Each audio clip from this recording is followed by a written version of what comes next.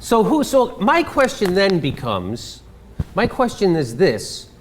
So aren't blacks allowed, don't they have the right to pursue happiness? Don't they have the right to walk in their city that they live on without being harassed by the state-run police department? Yes, they do.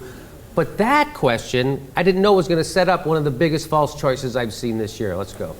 But people also have a right to walk down the street without being killed or mugged.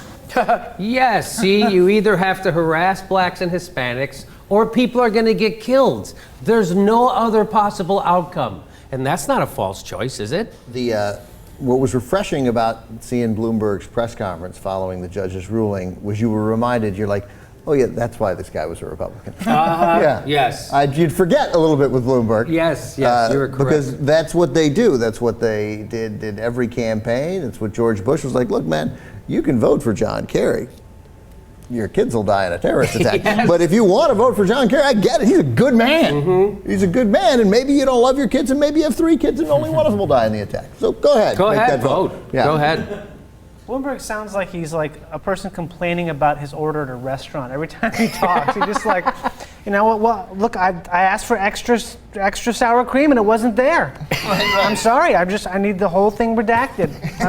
This is why I go out to eat. You know what? You can't have nice things. You just can't have nice things in New York because these wise guys. So now the judge points a monitor to the cops who are doing this and wants the cops to wear a camera.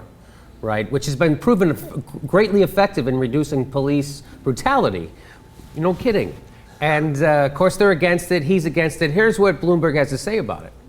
And for those rights to be protected, we have to give the members of our police department the tool they need to do their jobs without being micromanaged and second-guessed every day by a judge or a monitor. Yeah, you don't want your cops who are stopping and frisking hundreds of thousands of people to be, being second-guessed by a judge or a monitor or, I don't know, the laws or the Magna Carta or anything. Just let them do it. Or a camera. Just let them do whatever the fuck they want. Because when has that ever gone wrong before? Like a judge looking over the shoulder of executives. It's in the Constitution. It's right there. So yeah, it's right there. It's sort of the heart of the Constitution. The Bloomberg and Ray Kelly, the police chief, who I think looks uncomfortable during this. Yes. Like he's like, I knew this wasn't going to last. Party's it's over. So wrong. Yeah. We stopped like every black guy. We just frisk him for nothing. But like they kept saying, we don't need a judge looking over our shoulder or some monitor. We have internal affairs. We police ourselves. Yeah. The police department is always just coming down so hard on the police. Oh, you know how, yes.